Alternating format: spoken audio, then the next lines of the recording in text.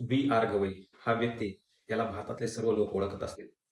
हा एस-सी समाजातील व्यक्ती आहे, ज्याने डॉक्टर बाबासाहेबांनी दिलेल्या सवलतीचा, शिक्षणाचा फायदा घेतला, न्यायाधीश झाला, सुप्रीम कोर्टाचा जज झाला, रिटायर होऊपर्यंत काही बोलला नाही.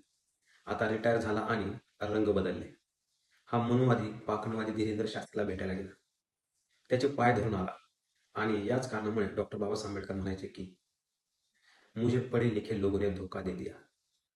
डॉक्टर बाबासाहेबांनी ब्राह्मणांनी निर्माण केलेला काल्पनिक हिंदू धर्म नाकारला, कारण यात जाती व्यवस्था, अंधश्रद्धा, पाखंडवाद याशिवाय काहीच नव्हते. त्यामुळे डॉक्टर बाबासाहेबांनी या देशातील एस सी एस टीच्या लोकांना या ब्राह्मणी धर्मातून बाहेर काढून एक नवा विज्ञानवादी मार्ग दाखवला.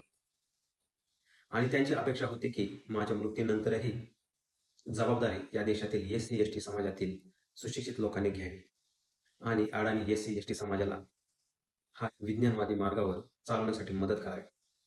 परंतु B.R. गवई सारखे काही नालायक माणसं असतात की जे स्वतःचं भलं शिक्षण घेऊन करतात आणि दुसरीकडं आपल्या समाजाला अंधश्रद्धा, पाखंडवाद स्वीकारायला सांगतात. असे लोक समाजासाठी खूप घातक असतात, धोकादायक असतात. ती एक प्रकारची घाण असते. अशा लोकांना समाजातून योग्य वेळी धक्के मारून बाहेर काढणं गरजेचं असतं.